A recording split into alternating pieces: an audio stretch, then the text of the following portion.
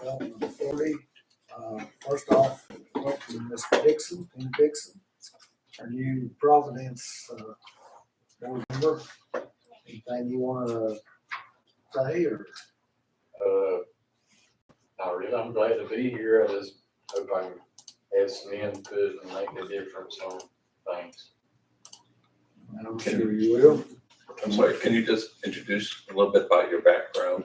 Yeah, I live in Grayson County. I own a business. Big my 16th year doing it. New River Outdoor Adventures, the business down there that rents canoes and kayaks. It's actually in Carroll County, but right next to Grayson, line there. So I work down there and been a resident of Freeze all my life. So kind of acclimated a little bit of what's going on. Of course, the river and the trail and all of that good stuff. Good day. All right, if everybody's looked at the minutes, I look for a motion to approve the minutes. So moved. Ready, second. I'll second. All in favor, aye. And also aye. All right, and then the financial reports in your packet. If you look it over, look for a motion to approve the financial statement. I did have a question on that. Not necessarily about what's on here yet, but we made Angie's 17, whatever. We had Angie's a loan for operating expenses. Do you know when that starts as far as earning or interest repayment? I can't remember. That's why I was asking. I thought it was a grant. It was two. It was a grant and a loan. No. We'll have to look there. I can report back. I'll send an email out to let you know.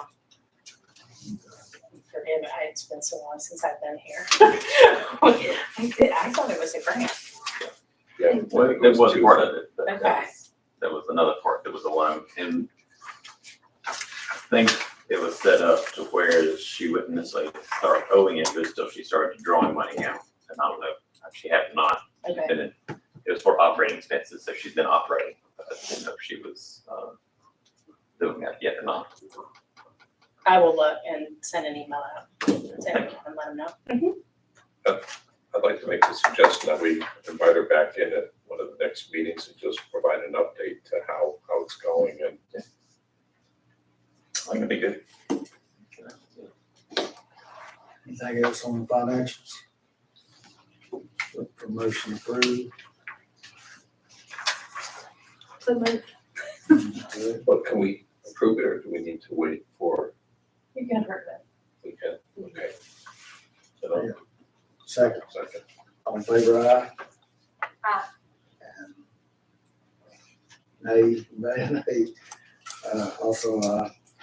Okay, moving right along. I know we got someone's got some meetings after this. Old business was none. One thing I might mention on the old business is, you all know we're in the process of working through an agreement with Raymond Sage on the deal down here at Pizza Plus. And I just wanted to let the EDA know that I talked to Mr. Durbin today, and that agreement he hopes to have ready by next week, first of next week. He said he looked at it and it looks like he has everything he needs for the loan and the grant and the, for the document. And so he hopes to have it ready by next week. And this EDA, I reminded, he said it'd be ready for the EDA debate. I said, no, they've already done that. I said, they voted that once you're done with it, got it ready, they voted that Steve, myself, or the chairman could initiate, could go forward. And so he said, okay, good. So I just wanted to remind y'all where we're at on that, and that next week we should, Steve, myself, or somebody should be able to sign that and get them to sign it. Be good to go. Any questions on that? Have they started doing anything yet? Do you know? I do know the invoice that we sent for part of the grant loan thing. He's already ordered equipment. He's paid $25,000 down on it himself. And, so it's happening. I think they're supposed to have that equipment. He was hoping within 60 days they'd have it there, whatever.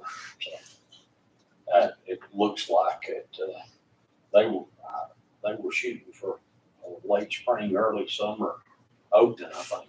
That's what I'd heard, but I couldn't see that anything had been started yet, so I was. I don't know if they've started anything there, but the Right. process has started with the equipment ordering and paying money down, showing us an invoice. Okay. I do know that had been done, ordering some equipment. Yeah. Okay, anything else on old business, new business, we have none listed. Informational, ag fund update, Ms. Lindsay, Kevin. We don't have a large update, today. There's been some, I guess, family emergencies and stuff that I've not been able to get, with Lindsay to get some information that we need. But just as a recap, all 79 applicants did receive a check. So they weren't, well, if there were some issues with some of the tax stuff, it was fixed and everybody went forward and everybody got some dollars. So the total that was sent out over those 79 applicants was $100,366.98. So about as close to $100,000 as we could get. I was impressed. As far as using half of that for this first round. And How was the reception by the people that received the check? Was it anything like what they expected or different? I didn't hear a whole lot back. I know there's probably a couple out there that are like, this is all I get. But I don't know, has anybody said anything to you or? Just appreciative of the ones Yeah. that I've talked to. Yeah, most of the ones appreciated anything that they could get, so. Yeah, I talked to That's one positive. that had a big chunk of a barn roof that blew off during the hurricane. You know, this helped. They just got a bill for materials right before and paid that bill off right before this check came. And they had to pay all of that out of pocket because the insurance, you know, their copay on the insurance, I guess, would not cover all that cost. And so this kind of helped with that. And you know, there were several others. Any that I've talked to, just been appreciative. Yeah, most of them There's several things that aren't being covered, and federal funds have been trickling in. It's been slow, and certainly even some of that was up in the air. To my knowledge, any of the disaster payments have not been affected with changes in the administration, but there were certainly questions if that was going to happen. You know, things like farm roads, culverts, those kinds of things not covered by FEMA or the USDA programs are certainly places where some of these funds can come in. Even on the federal funds, you know, a lot of that, they've used federal funds to help pay for a lot of this fencing that's gone in to protect our waterways, keep animals fenced out of creeks and protect surface water quality. And, you know, you put fences along creeks, when creeks flood, there's problems. It's just like a net that's going to catch everything. And so that's why that damage was so severe with all the flooding. And, you know, through those same programs that helped to incentivize putting these types of fences in, they weren't going to come back in and replace them at full cost. And so it's almost like that same kind of copay on your insurance or deductible. And it, they've got to come up with a portion of that. So, these funds are being used. And then, it kind of came on the heels of an ice storm that several folks have said it did as much damage to the fences as the wind from the hurricane if they weren't in a flood zone. So they're not fussing that they got funds. Okay, thanks. And just, Timmy, right, they had, the EDA had asked an ag committee to get together and figure out how to disperse these funds. So it consisted of FSA, NRCS, Cooperative Extension, Kenneth as part of the EDA, and myself. Just kind of a little bit of the background. Okay, yeah, thanks for telling me that. Yeah, they had voted to set aside $200,000 to go to farm relief.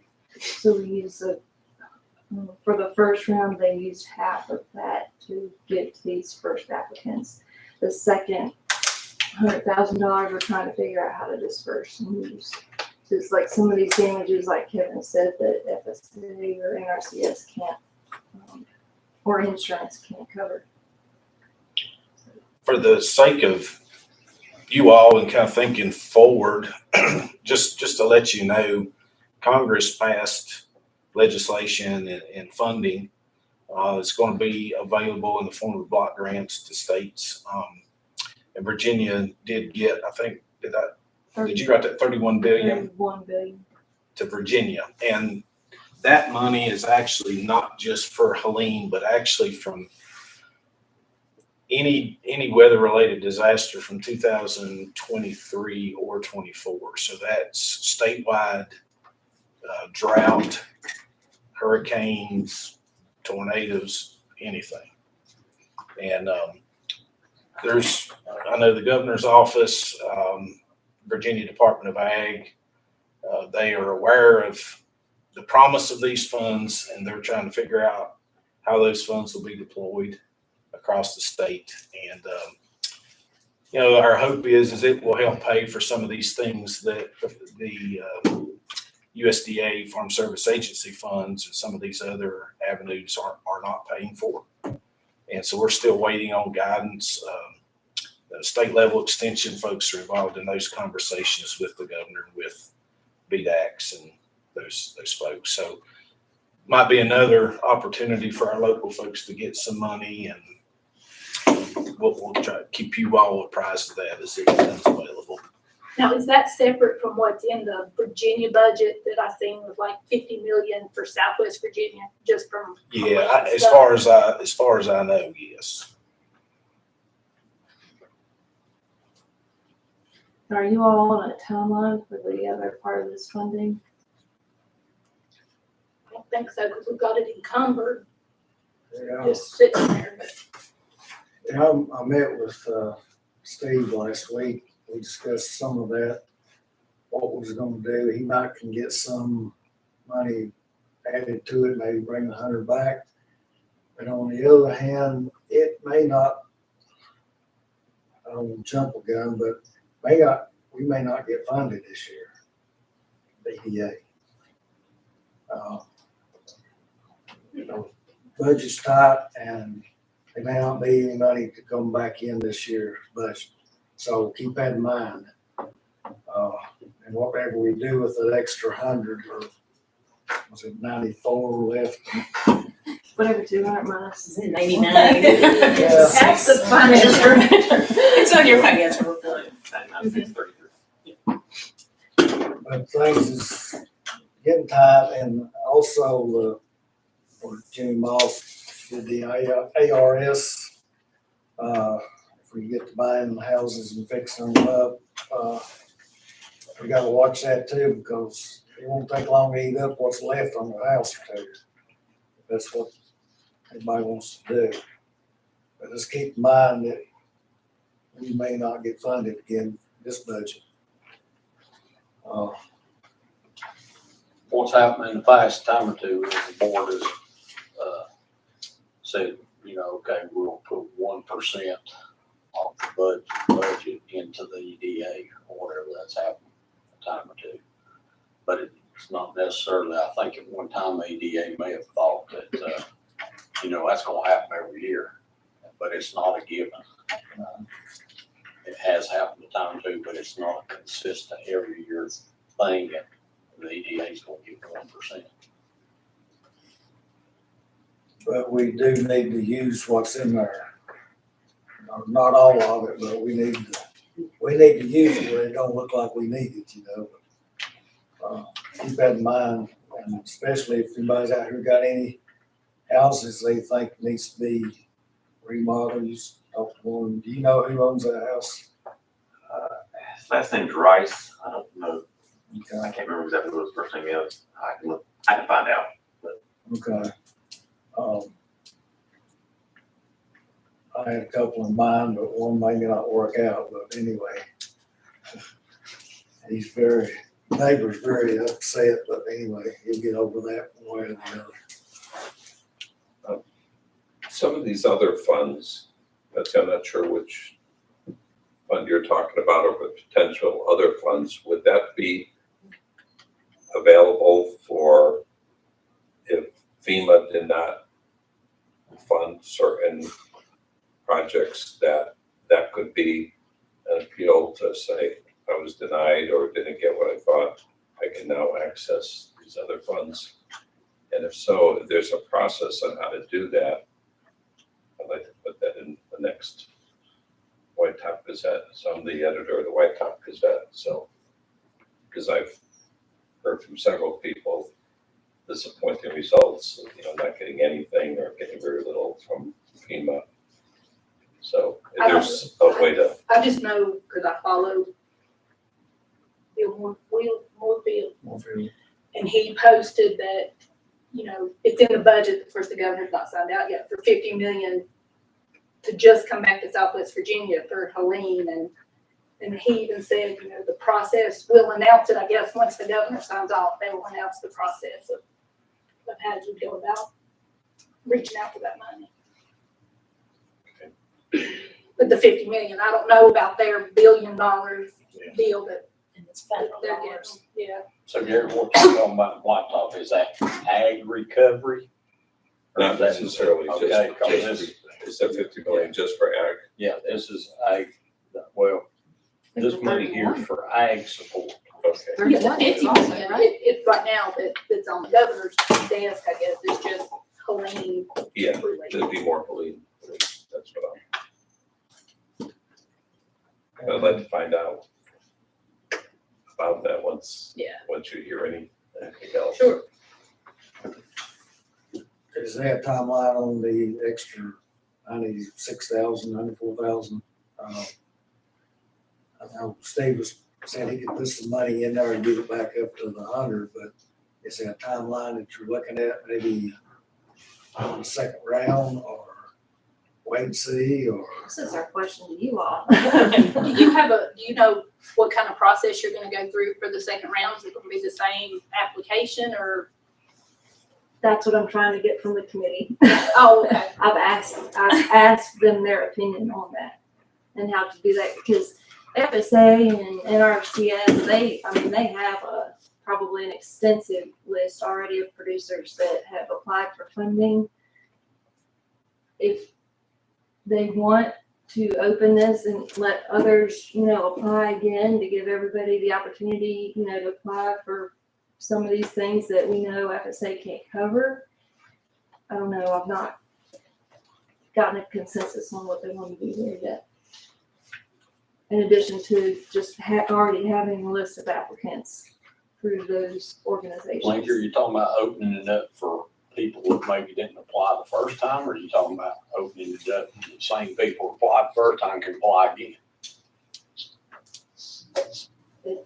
I don't know, it's whatever the ag committee wants. Cause I have heard some that didn't apply the first time. I have too. That didn't Did they not apply. apply because they didn't know, or they just said, they just thought I won't get anything? Some of both, Both. yeah, both. Both. I know the ones that I've talked to knew about it, they just didn't apply. You can't make them Yeah, I mean, you can't make them. And some didn't know about it, some didn't Yeah. think it'd get much, whatever, like this, some all that. And I don't know what the committee would come up with, but I think that those people ought to be put ahead of the ones that already have. You know, if you do end up saying, well, you can reapply again and, you know, and get more money or whatever, the ones that didn't apply the first time, I'd hate for it all to be sucked up by maybe somebody got a lot of money and they're gonna get a lot again, and then the first ones that Yeah, didn't apply the first time didn't end up getting anything. that's all things that they're gonna have to consider going into the second round. I think we were kind of, I don't mean to speak for Lindsay, but I think what we were hoping is we could get a better sense, especially from Farm Service Agency, about what kinds of things they were not able to cover. And it's been kind of just a drawn out process, no fault of our local folks. And let me be clear about that. But those monies have been slow to kind of trickle into our local folks. And, you know, it's kind of hard to wait and see what somebody else is not going to cover. And that's why we did this initial round. And, you know, certainly if you felt like you needed to move forward, I personally would suggest opening it up to a second round, running it just like we ran the first one, for new people that have not already participated. You know, that would be a recommendation. I think by and large, we're kind of the opinion to kind of wait and see. If you're not super pressed, you could wait a month and see if we could get some answers to these questions and see if some of these other funds would free up. No, because she should have an idea, at least on the value of the damages that they cannot cover. Yes. And we could target those folks if we, you know, if she's got that list willing to share, you know, here's people we've got that have not gotten assistance, and we could target those One folks. area of damage that I heard they're not gonna cover is if you got trees out in the pasture field that are down, they're not on the fence. Yeah. It's up to you to get them cleaned up. Yeah. And there's a lot of that. So based on your conversation with Steve, are you saying that if we don't use this soon, that if the EDA, we might have to pull it back in? Or is this sitting there regardless? I believe it's really setting our earmark. So he talked like even that he may can add to it a little bit. Okay. And then we find out how we want to approach this, give it a little time. And he didn't say nothing about just take it back. Okay. But I'm just saying, you know, these houses and Mr. Dixon, the ARS is a program that Jimmy Moss had come across about. County could maybe buy abandoned property where the houses are demolished or halfway unlivable, that we could go in, EDA, purchase the property, clean it up, put a house on it, and sell to a first-time homeowner of Grayson County. That's a program that, I guess it's state, isn't it? The state does a lot of DHCD, and whatever, and that's what running, Jimmy works for my property planning district. So that's something, if you got some house in your province district that you think might apply, maybe bring it forth and I guess we'll vote on it or try to fix up some of these abandoned places and make it livable. But it costs to be just run down, but we can't force anybody out of the house. You know, they have to be Yeah. willing to sell, and it has to be sold under market value. So there's a lot of detail on that, but Yeah, but it's been in there a year and there's nothing been done, so probably we need to find a house or two to start with. yeah. And get the ball rolling on that, so. Anything else, Lindsay? Unless there's any more questions. Which, what I meant when I responded to you before, I don't know that there isn't some ag related, I don't know, I've been hearing about a lot of other, I know this place is designated for ag recovery. and there might be some ag related, Yeah. I just heard a lot about instances where, you know, people applied for FEMA, they didn't get anything, or hardly anything. So it was disappointment, so there's other places that we could go to, I'd like to get that out in our community. Okay. Anything else? We'll move into EDA member time.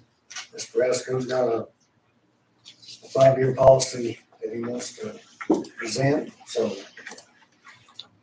And it may not be 5 years, so it's probably 2 to 5 years.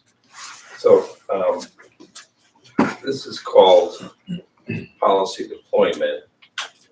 And for those of you who don't know, I worked as a consultant and worked with a lot of different industries, small and large companies, actually around the world, in 25 years of consulting work. And this is something that we implemented at some of the companies. And it was it's typically done because we're trying to make the companies more effective, get better results, more successful. So I was going to walk you through this to just give you an example of what it looks like. And then the question at the end is this something we should do? And why I think this could be a good tool for us is I think we've done a lot of good work, and I think the intentions of the EDA and what we've done so far has been very good, admirable. But if I had to give one critique, I would say in general, I think we're more reactive than proactive. It's typically people coming to us looking for something. And we don't spend as much time saying, what's our mission and what are we doing to help achieve that mission? If something comes up like, Triangle Healthcare and they're looking for some support that's related to our mission. And so we evaluate those, and I think we do a good job of that evaluation and saying it works or it doesn't work. So again, the main goal I think would be to make us more proactive, and also to have better accountability, because ultimately when we're getting funds from the taxpayers, they have a right to ask what we're getting for our money. And I was thinking about this today about if we were to go around the room and everybody say, well, what did we accomplish over the last few years or whatever, would we all give the same answer? Could we? Especially somebody new, how would you know? So this tool, as you'll see, there's some goals, there's measurements, there's accountability to it. So we could all be on the same page and actually publicly post this so people could see what's been done. So I'm going to try and keep this a little short. Don't go too long. You can give me a sign to move along. So a little deeper dive of what it is.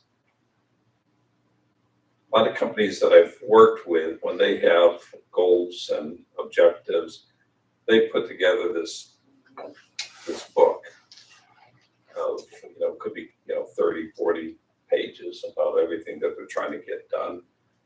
And what we want to do here is put it on one page. So one page, we have everything, all the metrics, who's leading the teams, what the projects are, what the expectations are, and have it all on one page. And we want to come up with the key objectives over the first 2 to 5 years. 3 years is fairly typical. They said selection and deselection, because a lot of what goes wrong with with organizations as they're selecting their projects.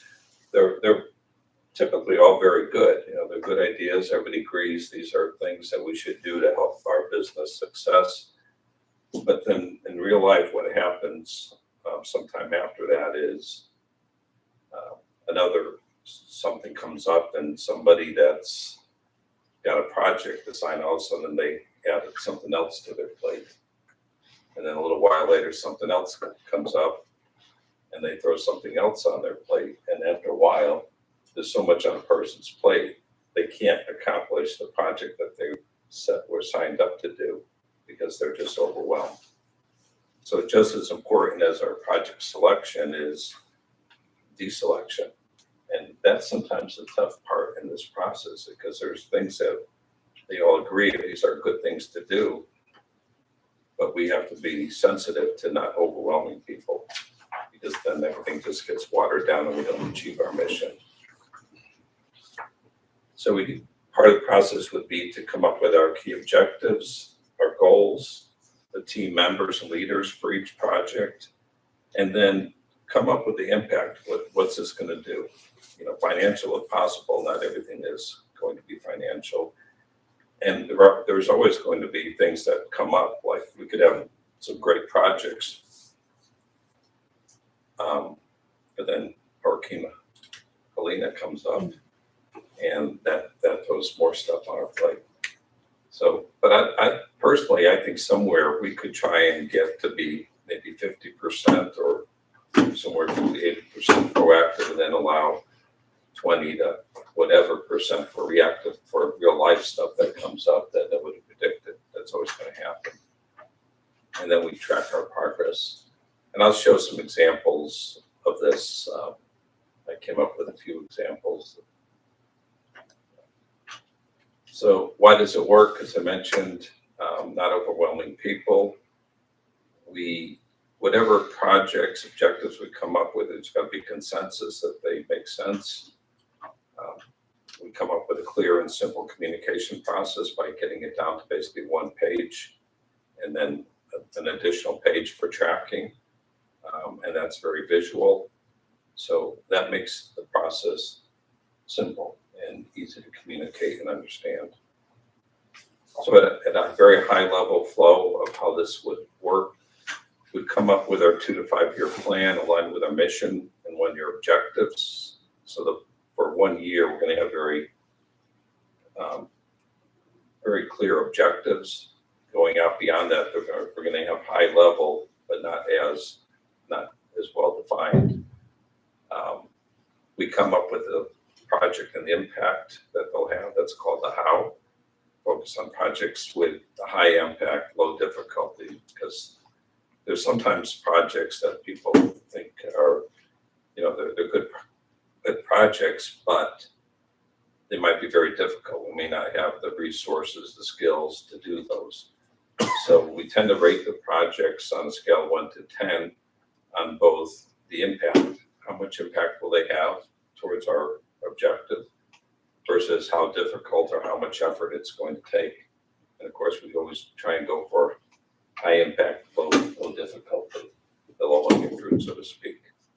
We build a consensus on those, identify the goals and estimated impact. Do they achieve what we're trying to do? And then we're going to build a 1-page tracking template, which I'll give you an example of a bit. Identify the people that will be involved with it, and then I'm used to a monthly tracking system. It doesn't have to be, but I think it's good, because what we found is organizations that didn't use a monthly or didn't react soon enough, if they're off track, if you're tracking something monthly and you find out you're off track, and I'll show you visual examples of that. If you wait too long, the more the year goes by, the harder it is to get back on track, and you'll end up missing your year-end goals. So this was, I put this together, so the numbers are kind of irrelevant. I just put it together as It's a big number. yeah. I had 200 on there before. Oh, wow. Well, That's typically, probably like 5 daycares. so, Mhm. so it could be whatever we think is appropriate, but we've always encouraged organizations to be aggressive on this. Yeah. You know, it should be Lofty. it's something that's gonna really change your organization for the better. And so you want these to be aggressive. So what this might look like is whatever that number is for affordable daycare opportunities. It was interesting, I was on a phone call, a Zoom call, yesterday. And one of the people on there, I gave an example, and one of the people that was on there said, yeah, this is very relevant. They just lost an employee because of daycare. They said they just didn't have affordable daycare and they had to leave that organization. So, you know, I think, and this is actually, I'll show this a little bit later, and you'll all get a copy. We'll talk about that. But then we would say, okay, and again, this is just a kind of a staff to take a look at, and you can use this, not use it, tweak it, whatever. But the first year, we might just say, develop the process, right, to create a self-sustaining model, to increase affordable daycare. And then I added in their pilot in a couple locations. And then for year 2, we'd have another goal, so you can read those, but we're going to expand it, streamline the process, and then year 3, duplicate. And so that's part of our long-term thinking. So it's not just this year, but we're trying to say, long-term, what are we going to do to achieve our mission? What are the objectives that are going to get us there? So the first step that we would do is take a look at our current state. And one thing we might want to do is look at our mission statement and say, is it still current? Do we want to tweak it at all, or is it current? Second step is typically a SWOT analysis, which is strengths, weaknesses,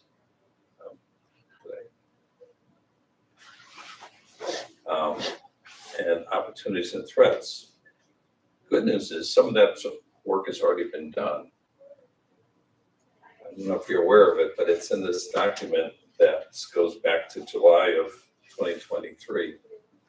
And so there was a consulting organization that came, and there was a meeting in the Gates Center, and they have, a lot of this was focused on Grayson County EDA.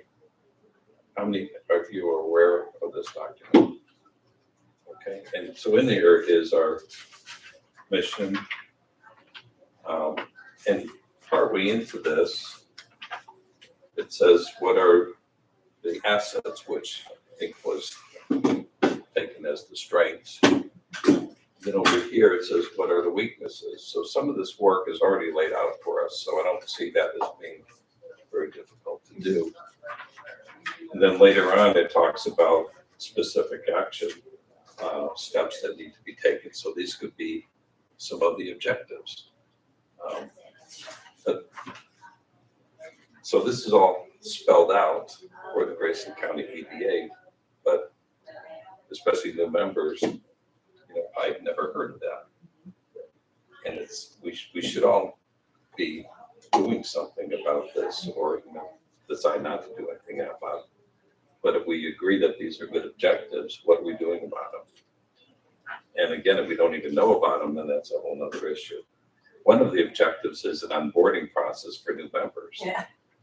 So, Which that would be included. so, you know, there should be, and there's some specifics in here about how a new member should be onboarded. So you have a kind of a running start versus kind of taking several months to kind of get up to speed. So that's that. Then the other thing I think about is the current goals in our projects. And this is just key questions. It wasn't a process issue, but do we understand and agree on the needs of our community? And I think for the most part we do, and this even helps explain that. What are our specific goals? Well, I think we all have good intentions, good goals of what we want to achieve. The quote that I like there is, we have a vision, but a vision without a plan is just a dream. So, and we gotta think about that and say, how can we turn that vision into a reality? And it's not gonna happen just on its own, right? We want that to happen, we have to do purposeful actions to make it happen. The other part of this is, and I look at this as again as if the taxpayers came to us and said, what have you done for us? Show me what you've done. What's the return on our investment? Would we all answer that the same way? How do we measure it? How do we decide were we successful or not successful? So we need to, I think, be more proactive in how we do that. So the second step is build a plan, and I'll show you an example of that. Pick our projects, try and make them all measurable. Some that I've already talked about. Then establish a team leader and members to support each project. And then finalize our targets through what we call the catch ball process. And the catch ball is, we have a goal and objective. So let's just say it was 150 seats over 3 years. And we could say the first year is 10 or 20, whatever that is. And then we come up with our projects. We say, well, these are the projects that are going to accomplish that. Well, there might be three, 4 projects to lead to that. And we have to evaluate those projects and see, will they actually accomplish that or not? And if not, what do we have to do differently? We have to adjust our plan accordingly so that they'll meet the objectives. And our advice has always been to say, overachieve a little bit by 15, 20%, because things always go wrong. So to account for that, you usually set more kind of aggressive objectives. Then the third step is review. So we need to track how we're doing. Most organizations use green, yellow, red dots, and I'll show you that example to say we're on track or we're not on track. And some companies have now started going to just green or red, So That's we're good. Okay. Let's go to this slide.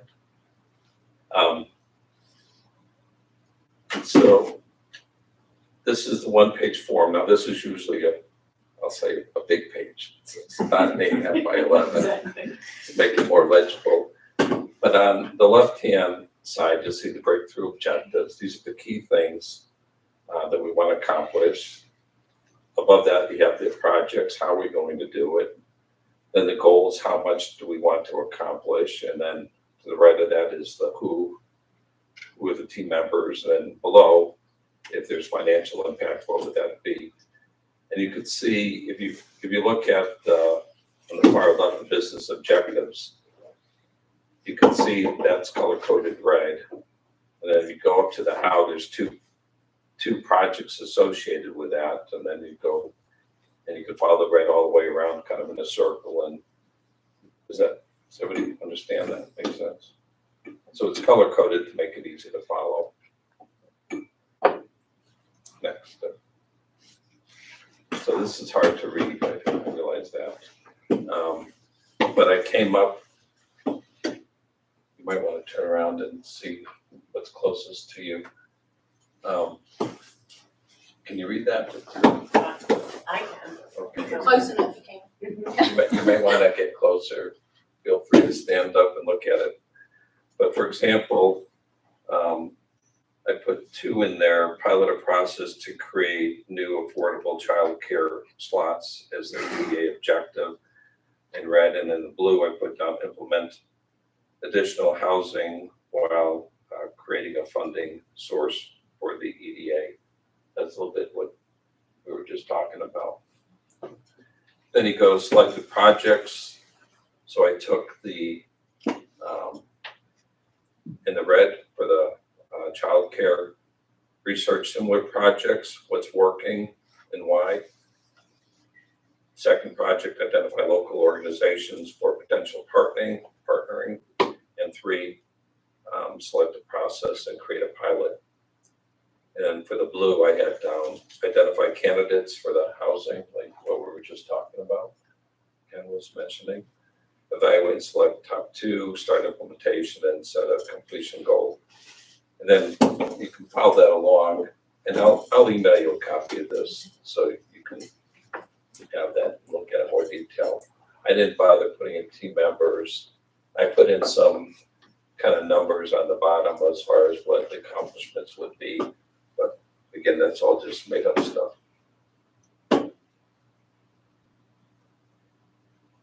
This is just a training example for project tracking. I created the previous slide in PowerPoint. I could do better, but I found a template now, so that will make it look better when we decide to use it. But this is a kind of a thing that we would use at each EDA meeting, preferably, where it's the green, yellow, red. So let's just take that top one, reduce scrap through total quality control. The measure is scrap pieces per 1,000. I realize this is just a manufacturing example. I have an EDA example on the next page, but this one looks better than the one I created. So I thought I'd give you a taste of that. And then, so up on top, you'll see the baseline is 150 pieces per 1,000. The goal by the end of the year is to be at 50 pieces per 1,000. And then there's some over the months to say, by June, we want to be at 105,000. And then by the end of the year, 50,000. So the yellow means basically we're close. We haven't met the target, but we're getting close. The green means we hit the target. So at a glance, what do you take away from that? Well, if you had to work on one project, which number would it be? Reduce time, reduce back stuff. So we could all easily come up and see that, right? So number 5, without even reading all this, that was going well, and all of a sudden it kind of went downhill, backslid or whatever. So at a meeting like this, the green, we wouldn't even spend any time talking about it. It's good, we can give ourselves a pat on the back, but that's about it. The first thing we would talk about is, why is this red? What happened? And what resources can we bring to bear to help? How can we help that project leader achieve the results? So it's all about how do we help, not punishing people. It's about, okay, Looks like you maxed out on reducing reworks too. You hit a lull there, so not doing any improvement. So, that we have goals, and then we say, how are we doing? So the yellow might be the next one if we had time to talk about that. But don't focus on the green, to keep it shorter. Next. So I just came up with this again. This is just all made up data, but just to show something that might be easier to relate to. So we said one of the projects was research similar projects and identify what's working, not working, and why. So we might have our goal might be, again, I just made up a number, to have researched 3 different childcare facilities and say that might be kind of comparable to what we're looking to do. And then just whoever the project leader is would talk about that. Are we meeting that goal or not? And then same thing with the other projects, and then fill everything in. Do you see how this works? Mm-hmm. The good thing about it is it's measurable and it's visual. What I like is the visual part of measurements. So literally at a glance, you should be able to tell how are we doing. You don't have to go to any spreadsheets or anything like that. Okay, next. So that's really what I wanted to present. And then the question is this something that we think would work for us? And I don't think we have time today, But one idea we might do is just an option, we don't have to do this, but to break into a couple of groups and say, what do you see as the pros and the cons of doing this? And then share that and then come up with a consensus. But initial reaction, Can I ask a question? sure. So are your goals and objectives fluid, or do you set those and they are for what time period? So we want to tie it into our mission statement. Okay. And this would be for the big projects, not for little stuff. But the goals and objectives should be pretty well set. And you said it's for major projects, not for, can you expand on what you mean by that? Yeah, so an organization, we're looking to, when we implement this, we're looking to make some dramatic improvement in that organization. It's not little improvements. It's what's going to help get us to the next level of where we want to be. And so they select those projects. I have some actual examples I can probably send, but and those are for, we're looking out about 3 years, and we're saying for year one, this is what we need to do. So for example, let's just give one. A person went through with a company that was looking to increase their revenues. And so they had a new revenue stream, a new product that they wanted to sell. And so they had specific objectives on where they were going to be on their sales from 1 month to the next. And we tracked that. And this was an example where they were not achieving the results, and it was yellow or red, and they waited too long. And by the time they decided to react, it was too late. They were not going to make their year-end goals. But so this is really trying to get the big projects. Like I said, we're always going to have things that come to us that's part of our process here. But what I'd like to see this applied to is our mission statement. So what are the big hitters that would help improve our effectiveness as an EDA? And then for those, we should be able to come up with 3-year objectives, something like what I did for affordable child care. I don't think that's overly fluid per se. I think the EDA has done a lot of this work. In a lot of respects, it's basically just a matter of documenting it. Yeah, I would agree. Some of it we have. We've helped local organizations. Things like training grants for welding and so forth. That's all good stuff. I'd like us to be more proactive. Things like the welding grants is because they came to us asking, right? So I'd like to say, what are some of the key needs of the community? And companies, one error that they make usually when they implement this is they still take on too much. So I would say we would start off fairly simple with maybe 2 or 3 objectives that are really going to be heavily aligned with our mission. Start with that. Which I would see as affordable housing, childcare. Those are typically. Yeah, we have to agree on those. We have to come up with consensus, but pick.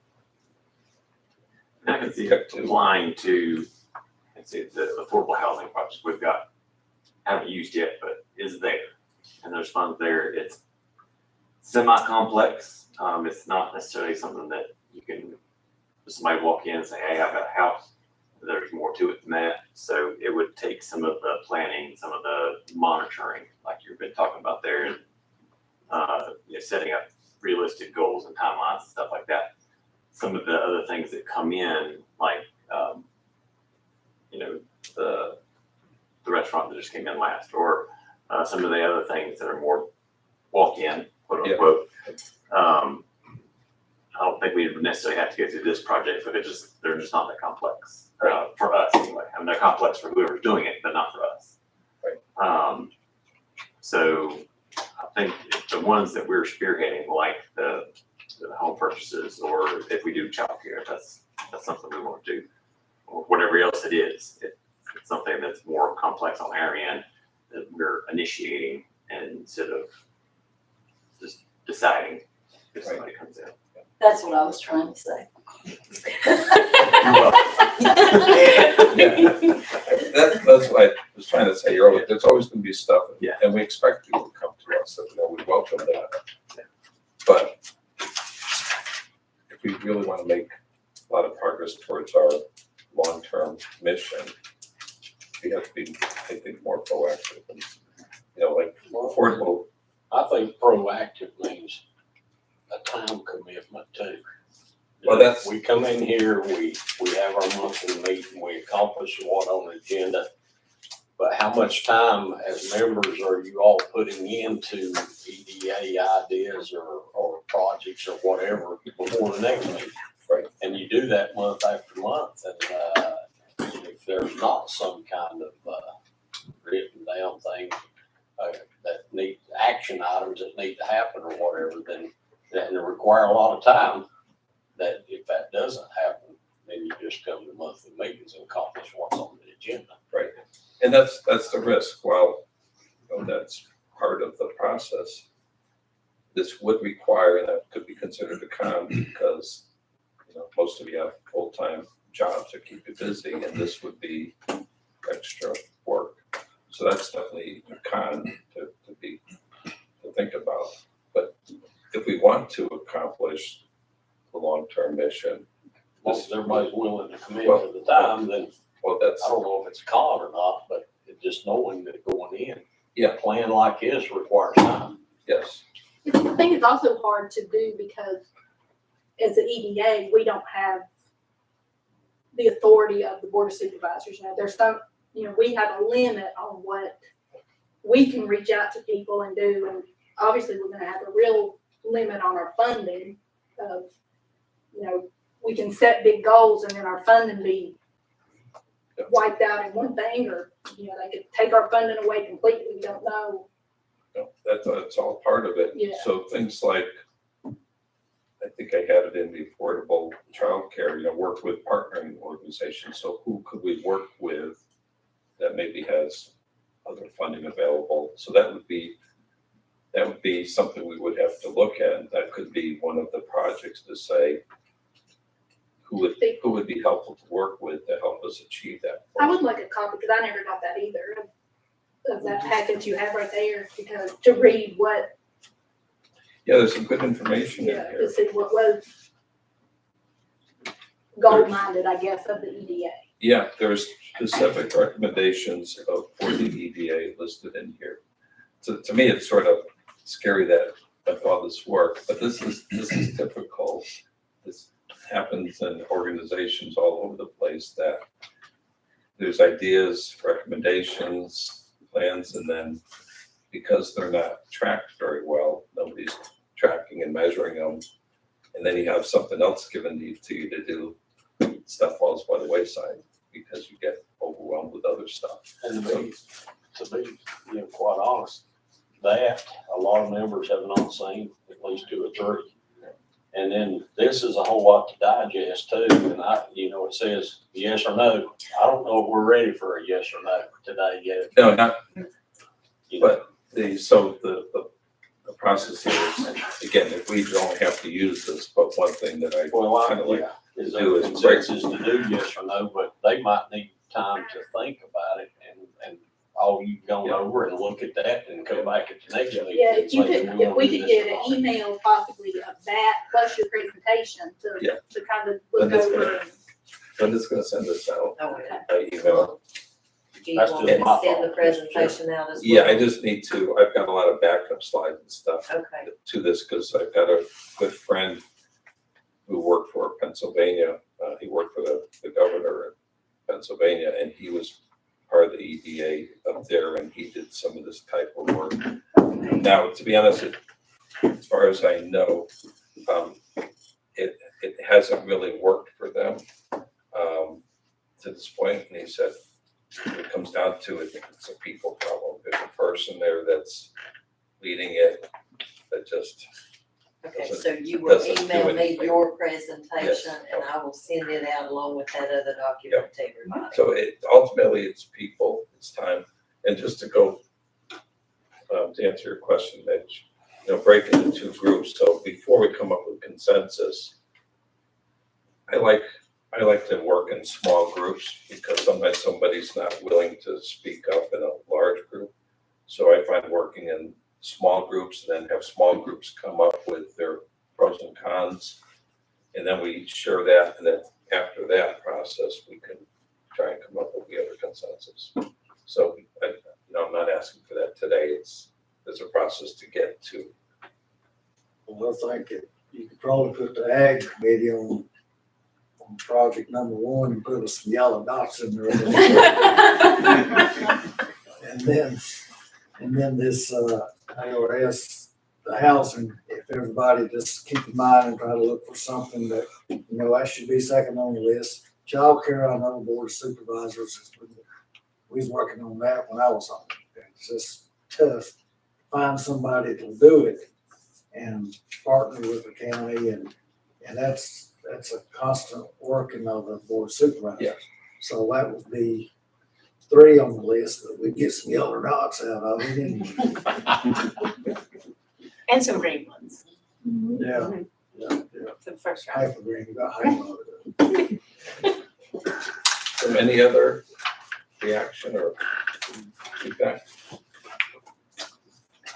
If the board, if you just keep in mind, look for those places out there that maybe we can purchase and get that started, because it's been a year and nothing's happened, so maybe that's a red dot we can start working on. Actually, that is, and if you go to page 11,